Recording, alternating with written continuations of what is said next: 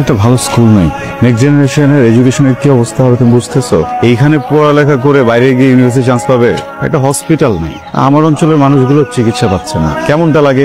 সবাই দৌড়ে গেছে সিস্টেমের পিছনে, সিস্টেমের কাঠি যেদিকে নড়ে সবাই ওইদিকে নড়ে। এইভাবে হয় নাকি? তারপরও কিছু কিছু মানুষ আছে যারা নিজের ক্যালিবার দিয়ে সিস্টেম ভেঙে বের হয়ে যাচ্ছে। ওরা দেশে থাকতে চায়, ওরা বিদেশে চলে যায়, ওখানে গিয়ে ক্যারিয়ার করে। আমার দেশের লাভটা কি হলো? তারপরও তুমি যতটুকু করছো, অ্যাটলিস্ট আমরা সবাই যদি অতটুকু করতাম তাহলে আরো সুন্দর হতো। জন্য মাঝে মাঝে খুব কষ্ট হয়। আমার স্কুলে অনেকগুলো ফ্রেন্ড, অনেকে বলছে ডাক্তার হবে, বড় হয়ে ডক্টর হয়েছে, বলছে টিচার হবে, বড় হয়ে টিচার হয়েছে। কিন্তু একটা কথা সবাই বলছে যেটা কেউই করে না। আমরা সবাই বলছিলাম আমরা সমাজের সেবা করব, মানুষের পাশে থাকবো। একটা মানুষ এরকম খুঁজে পাওয়া যাচ্ছে না। যদি পাওয়া যেত, আমার যে পরিমাণে ডাক্তার বন্ধু, আমার ক্যাম্পে তো ডাক্তার হওয়া হতো না। তোমার মেডিকেল ক্যাম্প কিরম হলো? ভালো। তো এসব কামে আমার একটু নীতি দিতে পারো না? সব কি একলা কামালি হবে? আর সূর্য কোন দিক থেকে উঠছে? তুমি মিয়া সবসময় আমার পাপি মনে করো। আপনি কি করেন? সবসময় কি কুত্তার বাঘ মনে করেন? অপমান করতেছো মনে হয়। বাচ্চাকে মেডিকেল রিপোর্টটা দাও দিয়ে আমারে। বাচ্চাকে মেডিকেল রিপোর্ট তো হচ্ছে দুধ ভাত, তাই না? মাখায় রেখে দিছি, আপনি খাতি চাবেন আর আমি দিয়ে দেবো। সবসময় এত চ্যাট করে ওঠো কেন? মেডিকেল রিপোর্ট দিলে তোমার ক্ষতি কি? টাকা পয়সা লাগলে বলো, খাই খরচা যা লাগে দিবানি। কিসে নিবা, চেকে না ক্যাশে? ভাই আমি একবার ভাবছিলাম আপনার দেবো, আপনার রোজ দেওয়া যাবে না ভাই, ঘাপলা আছে। সামান্য একটা মেডিকেল রিপোর্ট নেওয়ার জন্য এত কিছু চেক ক্যাশ। আপনার মতলব ঠিক ঠাকতেছেন, আপনি জান এখান থেকে। তুমি আমার ভুল বুঝতেছো। সামনে ইলেকশন না, বাচ্চাকে বাপের বলতে পারবো দেখ বেটা। এসব কথা এখানে করতে হবে না ভাই, আপনি যান, কাম করেন।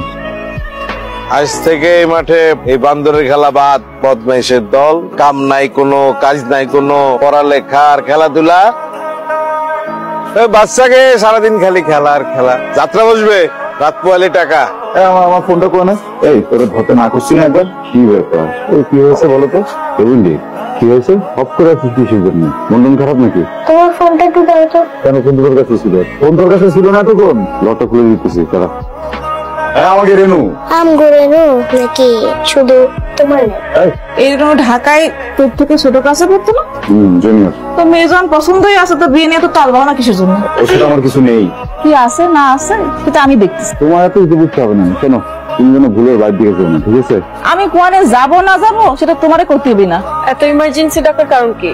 রেনু আর বলো না, আমার বুবু, তুমি তো তোমাদের বাড়িতে যেতে পারো, বুঝছো? এই কথা যেভাবে ডাকছো আমি তো ভাবছি কি না কি হয়ে গেছে। ওই তো আমাদের বাসায় যেতেই পারে। যেতে পারে, কিন্তু অন্যভাবে যেতে চাই।